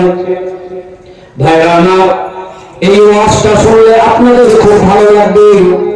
অনেক ওলামারা এই ওয়াজগুলো করে থাকে। আমি আব্দুল্লাহ ইবনে মুবারক রাহমাতুল্লাহ আলাইহির জীবনী থেকে এই কথাটা আমি আপনাদেরকে বলছি। আব্দুল্লাহ ইবনে মুবারক রাহমাতুল্লাহ আলাইহি রাস্তা দিয়ে হেঁটে যাচ্ছেন। হাঁটতে হাঁটতে দেখছেন যে একজন মহিলা তিনি রাস্তা দিয়ে হেঁটে হেঁটে যায়। আব্দুল্লাহ ইবনে মুবারক রাহমাতুল্লাহ আলাইহি সেই মহিলার পিছনে হাঁটতে লেগেছেন। দেখলেন যে ওই মহিলাটা সুন্দর দেখতে, ওই মহিলাটার সাথে একটু কথা বলবেন। আব্দুল্লাহ ইবনে মুবারক সেই মহিলার পিছনে হাঁটতে লেগেছেন। ওই মহিলা কখন বুঝতে পারলেন যে আমার পিছনে যে মানুষটা আসছে, ওই মানুষটা বোধহয় আমার সাথে কথা বলার জন্য আসছে। ওই মহিলার সাথে কোনো একজন ছিল। ওই মহিলা তখন সেই মানুষটাকে বলল, তুমি আমার পিছনে যে মানুষটা আসছে ওকে বলো কালকে এই সময় বিকালবেলা এই সময় এখানে আসবে, আমি তার সাথে কথা বলবো। যখন যে মানুষটাকে আব্দুল্লাহ ইবনে মুবারকের কাছে পাঠালো, বলে দিল আব্দুল্লাহ ইবনে মুবারক রাহমাতুল্লাহ আলাইহি মনের ভেতরে একটা আনন্দ, মনের ভেতরে একটা আনন্দ উঠে গেল। আব্দুল্লাহ ইবনে মুবারক রাহমাতুল্লাহ আলাইহি বলছে, আমি ওই মেয়েটার সাথে কথা বলবো, আমি ওই মেয়েটার সাথে কথা বলবো। আমার মনের চাহিদা, আমার মনের আত্মার প্রশান্তি হবে, আমি কথা বলে একটু আনন্দিত হব। আব্দুল্লাহ ইবনে মুবারক রাহমাতুল্লাহ আলাইহি এই চিন্তা ভাবনা করে তিনি কি করলেন, ওখান থেকে বাড়ি চলে গেলেন। তারপরের দিন আসার আগে আব্দুল্লাহ ইবনে মুবারক রাহমাতুল্লাহ আলাইহি তিনি চিন্তা করলেন যে আমাকে যে সময় যেতে বলেছে আমি তার আগে একটু চলে যাব। আব্দুল্লাহ ইবনে মুবারক রাহমাতুল্লাহ আলাইহি তিনি কি করলেন, যে সময় ওখানে যাওয়ার কথা ছিল তার আগে তিনি ওখানে চলে গেলেন। বিকালে আসবে বলে কথা দিয়েছিলেন। আব্দুল্লাহ ইবনে মুবারক রাহমাতুল্লাহ আলাইহি একটা ঘরের মধ্যে ছিলেন যে ওই মেয়েটা আসবে, আমি কথা বলবো, আত্মার প্রশান্তি হবে। এই চিন্তা ভাবনা নিয়ে আব্দুল্লাহ ইবনে মুবারক দাঁড়িয়ে রয়েছে। আব্দুল্লাহ ইবনে মুবারক বিকেল গড়িয়ে সন্ধ্যা হয়ে গেল, সন্ধ্যার পরে রাত হয়ে গেল, কিন্তু সেই মেয়েটা আসলো না। সন্ধ্যার পরে আব্দুল্লাহ ইবনে মুবারক রাহমাতুল্লাহ আলাইহি দেখলেন সকাল হয়ে গেল। আব্দুল্লাহ ইবনে মুবারক ওখানে দাঁড়িয়ে রইলেন। আর তার গ্রামের একজন বয়োজ্যেষ্ঠ মানুষ ওই রাস্তা দিয়ে হেঁটে হেঁটে যায়। আব্দুল্লাহ ইবনে মুবারককে দেখে বলে, ও আব্দুল্লাহ ইবনে মুবারক, তুমি বলো না তুমি এখানে কেন দাঁড়িয়ে আছো, কখন থেকে দাঁড়িয়ে আছো? আব্দুল্লাহ ইবনে মুবারক রাহমাতুল্লাহ আলাইহি বললেন, আমি কালকে পুকুর থেকে এখানে দাঁড়িয়ে আছি। কেন দাঁড়িয়ে আছো? আমাকে এখানে একজনা দেখা করবে, আমাকে একজনা আমার সাথে কথা বলবে, আমি সেই জন্য এখানে দাঁড়িয়ে আছি। আব্দুল্লাহ ইবনে মুবারক রাহমাতুল্লাহ আলাইহি তিনি দুপুর থেকে সেখানে দাঁড়িয়ে রইলেন। দুপুর থেকে বিকাল, বিকাল থেকে সন্ধ্যা, সন্ধ্যা থেকে রাত, রাত থেকে নিয়ে সকাল হয়ে গেল। সেই মানুষটা আসলো না, সেই মেয়েটা আসলো না। সেই সময় সেই গ্রামের মানুষটা বলছে, ও আব্দুল্লাহ ইবনে মুবারক, তুমি যার জন্য বিকাশ দুপুর থেকে সকাল পর্যন্ত একটা জায়গায় দাঁড়িয়ে রইলে, অতটুকু সময় দরকার ছিল না। অল্প সময় যদি তুমি আল্লাহর জন্য দাঁড়িয়ে থাকতে, তাহলে আল্লাহ রাব্বুল আলামিন তোমাকে ক্ষমা করে দিত। আব্দুল্লাহ ইবনে মুবারক রাহমাতুল্লাহ আলাইহি ওই কথাটা কোন কুফর দিয়ে ব্রেনে এত জোরে আঘাত করেছে, আব্দুল্লাহ ইবনে মুবারক রাহমাতুল্লাহ আলাইহি তিনি সেখান থেকে তওবা করে ইলম অর্জন করতে করতে এমন একটা জায়গায় পৌঁছে গেল, তামাম উলামা বলছে যে আপনি যত হাদিসের পাতা উল্টাবে, যত হাদিস পড়বেন, আব্দুল্লাহ ইবনে মুবারক রাহমাতুল্লাহ আলাইহির নাম পড়বেন। সুবহানাল্লাহ। আপনাদের একটা কথা বলি, ইমাম বুখারী রাহমাতুল্লাহ আলাইহি, ইমাম শাফিঈ রাহমাতুল্লাহ আলাইহি, ইমাম হাম্মাদ রাহমাতুল্লাহ আলাইহি, তারপরে ইমাম আযম আবু হানিফা রাহমাতুল্লাহ আলাইহি, এই যত ইমাম এসেছে, যত মুহাদ্দিস এসেছে, সমস্ত মুহাদ্দিস, সমস্ত ইমামরা অনেক কটু কথা শুনেছে, কিন্তু আব্দুল্লাহ ইবনে মুবারককে আজ পর্যন্ত তাম পৃথিবীর কোন মানুষ একটা বাজে কথা বলতে পারে না। সুবহানাল্লাহ। ওলামাদের কাছ থেকে শুনবেন আব্দুল্লাহ ইবনে মুবারক রাহমাতুল্লাহ আলাইহিকে কথা বলবেন। আমাদের ইমাম আযম আবু হানিফা রাহমাতুল্লাহ আলাইহি, উফ আল্লাহ, এই কথা বলতে বলতে অনেক দূর চলে যাওয়া যায়, বক্তা এসে গেছে, এক্ষুনি আসবে। এই বীরভূমের সাইডে কি মুর্শিদাবাদের সাইডে আমিনুল ইসলাম কি একটা নাম, আমার এই মোবাইলের ভেতরে ওর একটা ভিডিও আছে। আমরা যে হানাফি মাযহাবের মানুষ, ও বক্তব্য দিচ্ছে, মানে ও যে স্টেজে বক্তব্য দিচ্ছে, তার আগে ঝাড়খণ্ডের নাজমে আমর সাহেব উনি বক্তব্য দিচ্ছে। তারপরে ওই ব্যক্তি উঠেছে, উঠার পরে বলছে ও পচা হানাফি, পচা। আচ্ছা আপনারা বলেন ইমাম আযম আবু হানিফা রাহমাতুল্লাহ আলাইহি পচা? আপনাদের কাছে পচা? একটু জোরে বলেন। তাহলে ইমাম আযম আবু হানিফা রাহমাতুল্লাহ আলাইহি সম্বন্ধে ও যদি জ্ঞান থাকতো, তাহলে ও বিয়াদব, ও কখনোই বলতো না যে হানাফি মাযহাবটা হলো পচা। ও কি জানে হানাফি মাযহাব সম্পর্কে? কিচ্ছু জানে না। ইমাম আযম আবু হানিফা রাহমাতুল্লাহ আলাইহি সম্বন্ধে কোনো লেখাপড়াই শিখেনি, এত বড় বিয়াদব। এই মুনতাসিরের নাম শুনেছেন? মুনতাসির, ও মাঝখানে এখান থেকে 1 বছর 2 বছর আগে চেহারা খুব ভালো ছিল। আমার লাইভ হচ্ছে, আমার ভিডিও হচ্ছে, এই ভিডিও ছাড়া হবে। আমি আপনাদেরকে বলছি, আমি এখান থেকে 3 দিন আগে মুনতাসিরের একটা ভিডিও দেখছিলাম। ও দাদা হুজুর সম্পর্কে এত বড় বিয়াদব, রুহুল আমিন সাহেব রাহমাতুল্লাহ আলাইহি সম্পর্কে এত বড় বিয়াদব কুরুচিকর মন্তব্য করেছে। আল্লাহর কসম করে বলছি, যে চেহারাটা আস্তে আস্তে শুকরের মতো হয়ে যাচ্ছে। ওর আগের যে চেহারা ছিল, সেই চেহারার থেকে এত বাজে চেহারা হয়ে যাচ্ছে। আমি অনুভব করে দেখেছি, আল্লাহ পাক হয়তো মওতের আগে ওর চেহারাটা শুকরের মতো বানিয়ে দেবে। দাদা হুজুরকে বলছে আল্লাহর রাসূল জায়গা পায়নি, বসে ফুরফুরার জমিনে। আচ্ছা আপনারা এই ওয়াজ শুনেছেন না আলেমদের কাছে? দাদা হুজুর বিরুদ্ধে রাহমাতুল্লাহ আলাইহি ইসালের সাহাবের দ্বিতীয় দিন দোয়া হয়ে যাওয়ার পরে উনি শুয়ে পড়েছে। আল্লাহ রাসূল রুহানি হালাতে দাদা হুজুর বিরুদ্ধে রাহমাতুল্লাহ আলাইহির কাছে হাজির। সঙ্গে আবু বকর সিদ্দিক রাদিয়াল্লাহু তাআলা আনহু, সুবহানাল্লাহ। আল্লাহ রাসূল এসেছে, দাদা হুজুর বিরুদ্ধে রাহমাতুল্লাহ আলাইহি, ওয়া হুজুর আপনি এসেছেন, কার ভালোবাসায় এসেছেন? দাদা হুজুর আল্লামা হুজুরকে এত ভালোবাসতেন এবং আল্লাহ রাসূলকে এত ভালোবাসতেন, এই ভালোবাসায় আল্লাহ রাসূল আর থাকতে পারেননি। বলছে আবু বকর, তোমার ভালোবাসায় তোমার এই সারে সাথে কবুল করো, সুবহানাল্লাহ। আচ্ছা দাদা হুজুরের উস্তাদ ফাতে আলী ওয়াইসি রাহমাতুল্লাহ আলাইহি নাম শুনেছেন?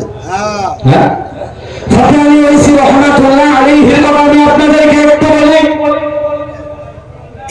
এই গ্রামে অনেক আলেম আছে, অনেক হাদি আছে, অনেক 5 ওয়াক্ত নামাজি আছে।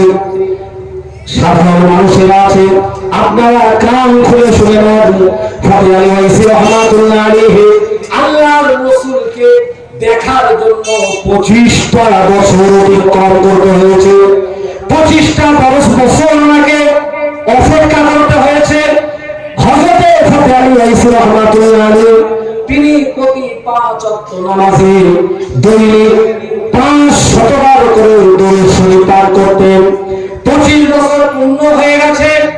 একদিন তাহাজ্জুদের নামাজ পড়ে তিনি দরুদ শরীফ পাঠ করতে করতে 300 বার দরুদ শরীফ পাঠ করে ফাতে আলী ওয়াইসি রহমাতুল্লাহ আলাইহি ঘুমিয়ে পড়েছে।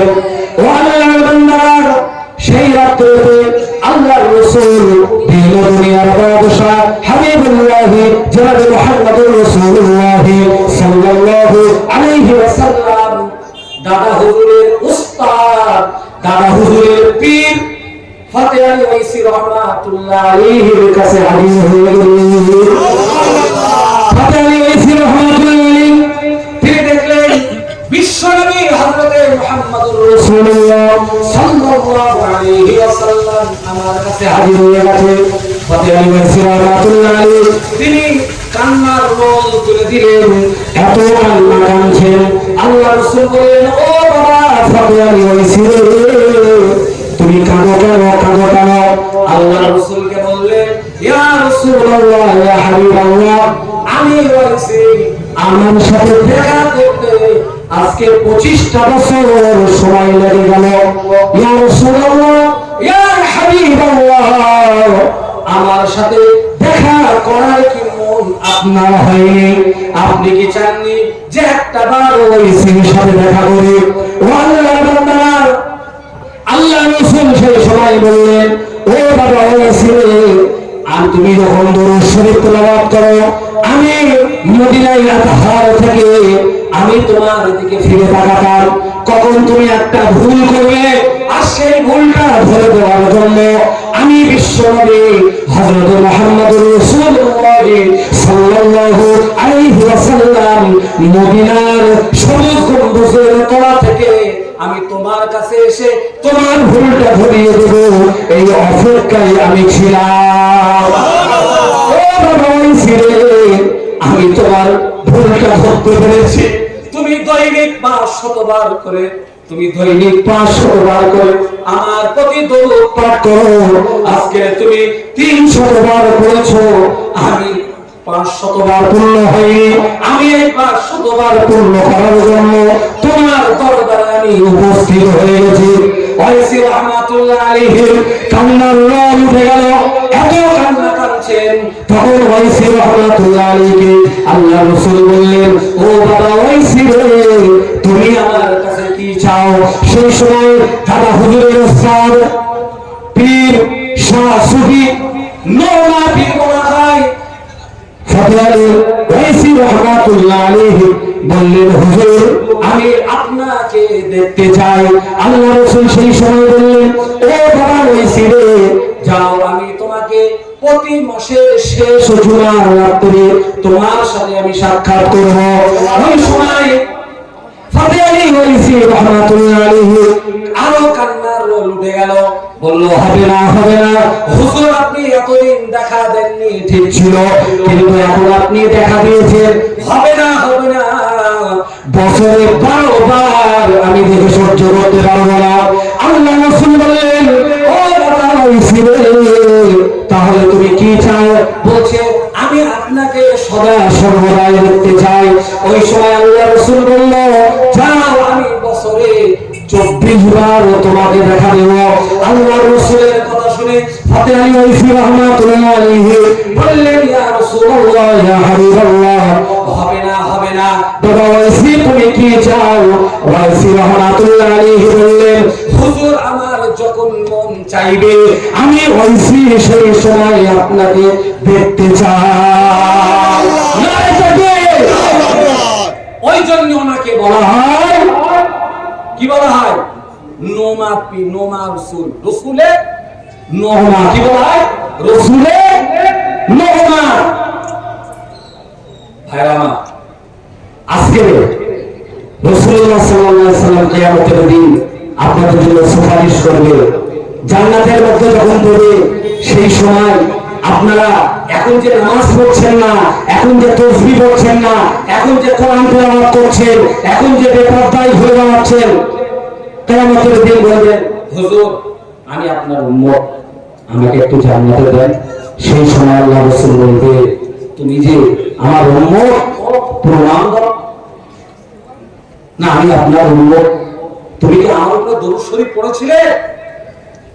আরে ফতে আলী ওয়াইসি রাহমাতুল্লাহ আলাইহি আল্লাহর ওলি মানুষ, শুধু আল্লাহর ওলি নয়, তিনি একজন মুফাসসির। আলিয়া মাদ্রাসায় বেলায়েত হোসেন সাহেব হাদিস পড়াচ্ছে। আর সেই সময় ফতে আলী ওয়াইসি রাহমাতুল্লাহ আলাইহি বলছে যে ওই যে ছাত্ররা যে মসলাটা পড়ছে, যে হাদিসটা পড়ছে, ওই হাদিসটা হলো জাল, ওই হাদিসটা জাল। ছাত্ররা বলছে আপনি কি করে বললেন জাল? ফতে আলী ওয়াইসি রাহমাতুল্লাহ আলাইহি কিছু বললেন না। বেলায়েত হোসেন সাহেব তিনি যখন তার পরের দিন ক্লাসে আসলেন, ক্লাসে আসার পরে ছাত্ররা বলছে, হুজুর একজন পাগল এখানে আছে, সে বলছে এই হাদিসটা নাকি ভুল। বলছে কি বলছো? তো বলছে হ্যাঁ। তো উনি লাইব্রেরির মধ্যে চলে গেলেন, বহুত কিতাব ঘাটাঘাটি করলেন ওই হাদিসটার উপরে। ঘাটাঘাটি করার পর দেখছি এই যে এতদিন ধরে যে হাদিসটা পড়ছিলাম, সত্যি এই হাদিসটা জাল। সুবহানাল্লাহ। ফতে আলী ওয়াইসি রাহমাতুল্লাহ আলাইহি বললেন ওই হাদিসটা জাল। এইখানে বেলায়েত হোসেন তিনি খুব বড় মাপের একজন আল্লাহ আলেম মানুষ। তিনি বলছেন, হুজুর আপনি কে, আপনার পরিচয় আমি পড়ে নিচ্ছি। আমি যে হাদিসটা এত বছর ধরে পড়লাম, কোনোদিন আমার মাথার মধ্যে আসেনি এটা জাল হাদিস। আপনি কি করে বললেন? আপনি কি করে বুঝলেন? বললে যার হাদিস তুমি বর্ণনা করছো, যার হাদিস তুমি পড়াচ্ছ, তিনি আমাকে বলে গেছে। সুবহানাল্লাহ। রাসূলুল্লাহ সাল্লাল্লাহু আলাইহি ওয়াসাল্লাম ফতে আলী ওয়াইসি রাহমাতুল্লাহ আলাইহি বললেন যে ওই হাদিসটা জাল। সুবহানাল্লাহ। কত বড় মাপের আল্লাহর ওলি মানুষ। আপনারা দরুদ শরীফ পড়বেন, এই মাসে বেশি বেশি দরুদ শরীফ পড়বেন, এই মাসে বেশি বেশি রোজা করবেন।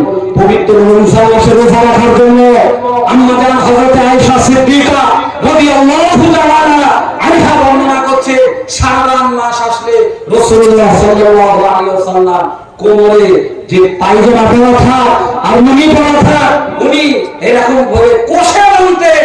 কিসের জন্য? না বেশি বেশি করে ইবাদত করতেন। ও মুসলমানেরা, আমি আপনাদেরকে বলি, আপনারা এখানে মুসলমান আছেন, আপনারা কি নবীর উপরে চলে গেছেন? না, নবীর উপরে গেছেন? আরে নবী আমাদের জন্য এসেছে। আর সেই নবী বললেন, হে আমার উম্মতেরা, তোমরা যেন কাল কিয়ামতের ময়দানে আমাকে বেইজ্জতি করো না, আমাকে বেইজ্জতি করো না। আর এই মুসলমানের বাচ্চারা এরা বেইজ্জতি করে না? হ্যাঁ। আল্লাহু আকবার, আল্লাহু আকবার, আল্লাহু আকবার, আল্লাহু আকবার। আচ্ছা, এই আযানটা কোথায় হয়? মসজিদে হয়। আর মসজিদের পাশ দিয়ে আমাদের যুবক ছেলেরা, আমাদের বাপেরা, আমাদের দাদারা মসজিদের পাশ দিয়ে চলে যাচ্ছে, নামাজ পড়ছে না। আসছে তুমি বলো। যা, আমি আর দেরি করবো না, যেহেতু হুজুর আসছে, আপনার দরুদ শরীফ পড়ুন। আল্লাহুম্মা সাল্লি আলা وعلى آل مولانا محمد। একদিন তোমার নাম মসজিদ হবে না।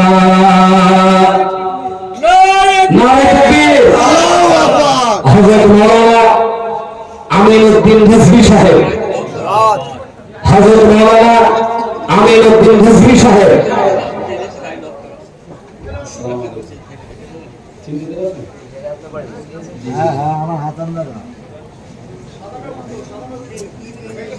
আচ্ছা, ওনাকে ব্যাস করিয়ে আসগার মন্ডল সাহেব সংবর্ধনা এ করছেন। আপনি তো আসুন, আমি আর বেশিক্ষণ এ করবো না, শুধু এই গজলটা বলে ছেড়ে দেবো। আমাদের হুজুর বিশাল গজল গায়, বিশাল।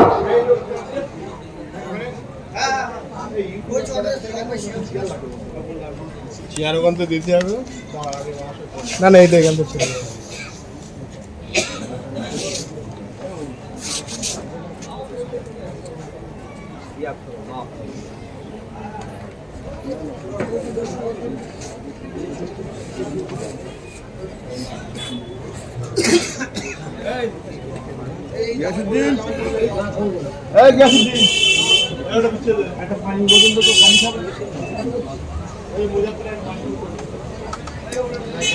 আমি যে গজলটা রিকোয়েস্ট হুজুরের কাছে, আমার খুব পরম্পরার মানুষ, আমার মসজিদে আমি ওনাকে অন্তত পক্ষে 3 থেকে 4 বার নিয়ে গেছি।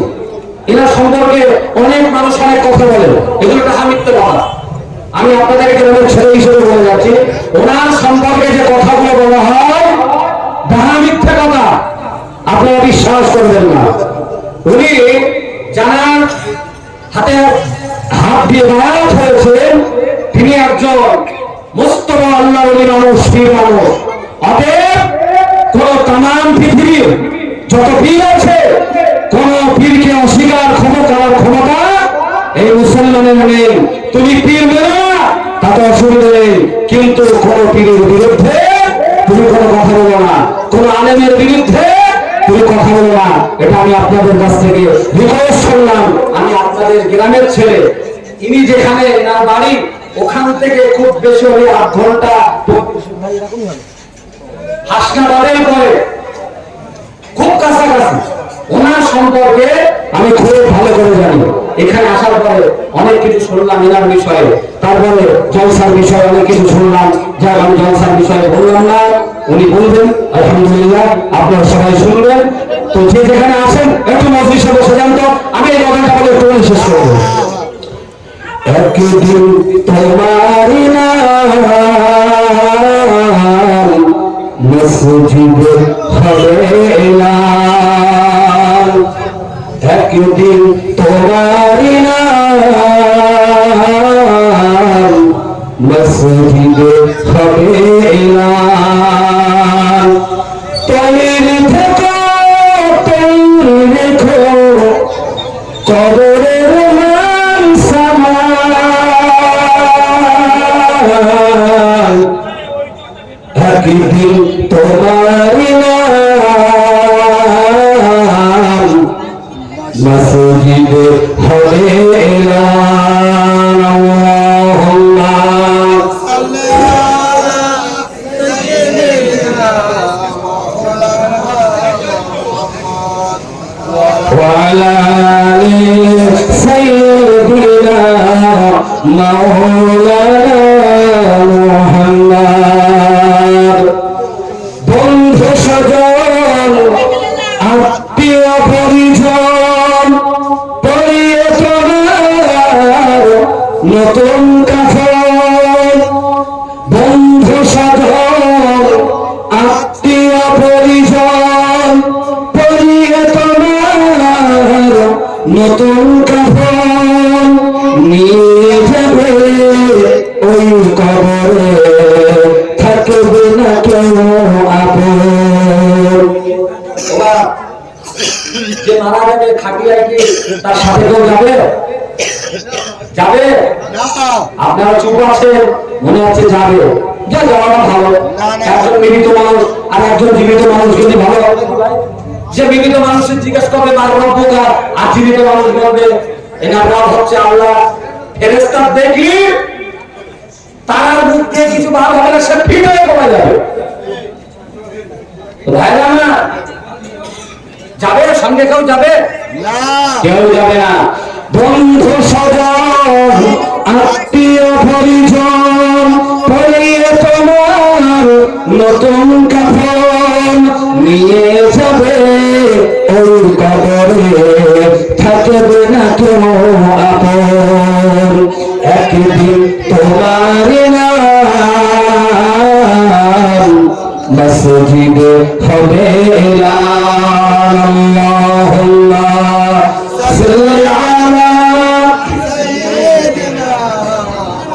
দুটোটাও জোরে বলেন ভাই ওয়ালা আলি সাইয়্যিদিনা মাওলানা মুহাম্মদ টাকা করে গাড়ি বাড়ি থাকবে না কেউ সঙ্গে তোমার টাকা করে গাড়ি বাড়ি থাকবে না কেউ সঙ্গে তোমার সেদিন তোমার সঙ্গী হবে মোর নবীর সুন্নাত কি হবে সুবহানাল্লাহ সেদিন কি হবে মোর নবী দাড়ি নিয়ে গেলে দাড়ি আর দাড়ি না নিয়ে গেলে ছেড়াই হবে ছেড়াই আমি বসিরহাট হুজুরের একটা কথা বলেছি তিনি 4 ঘন্টা ওয়াজ করলেন 350 হাদিস কার উপরে বললেন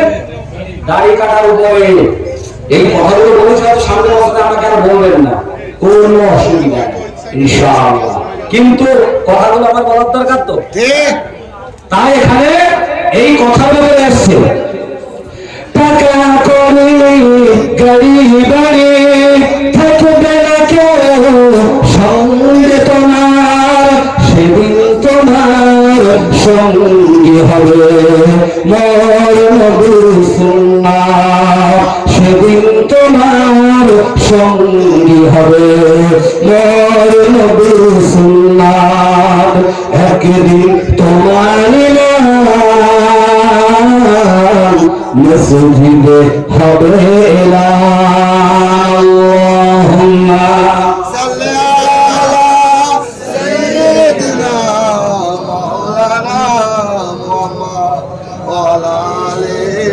সাইয়্যিদিনা মাওলানা মুহাম্মদ আমি আপনাদের গ্রামের সন্তান এটা কি আপনারা হয়তো অনেকে আমাকে প্রথমে চিনতেও পারেননি পরে হয়তো চিনেছেন আমার হাসান দা তো ভাষাগত ভাবে যদি কোনো ভুল হয়ে যায় আপনারা ক্ষমা নজরে দেখবেন আল্লাহর কাছে আমার জন্য একটু দোয়া করবেন ফি আমালিল্লাহ যেন আল্লাহ আমাকে ক্ষমা করে দেন আমার অতিথি বুজুর্গদের গুনাহ ক্ষমা করে দেন আমি আপনাদের জন্য দোয়া চাই আল্লাহ আপনাদেরকে সুস্থ রাখো ভালো রাখো আপনি আমার গ্রামের মানুষ মহব্বতের মানুষ আল্লাহ আপনাদেরকে সুস্থ রাখো এই দোয়া এই কামনা আমি করি আল্লাহর কসম এই নদিয়া মজলিসে বলছি প্রতি জুমার দিন আমার মসজিদে দোয়া হয় আমি শুধু ওই দোয়ার মধ্যে আমি বলি আল্লাহ তুমি আমার গ্রামের মানুষদেরকে সুস্থ রাখো আমার গ্রামে যত কবরবাসী আছে সমস্ত কবরবাসীকে আমার ফেরাত করে দাও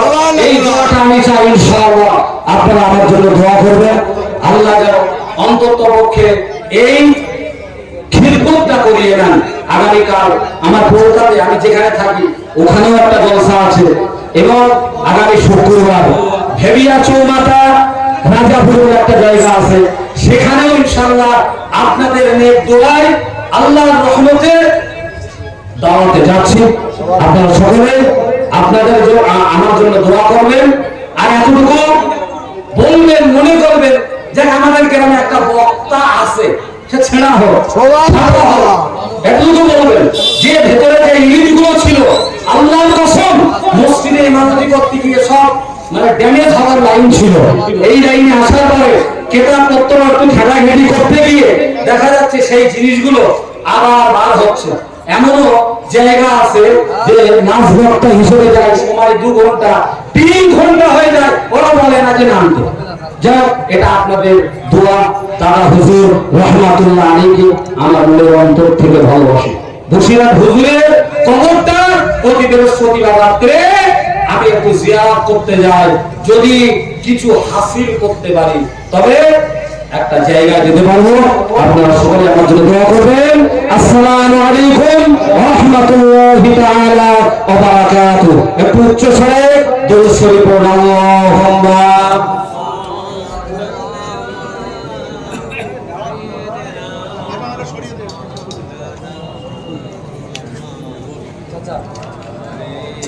হাজি ভাই দাদা চেনে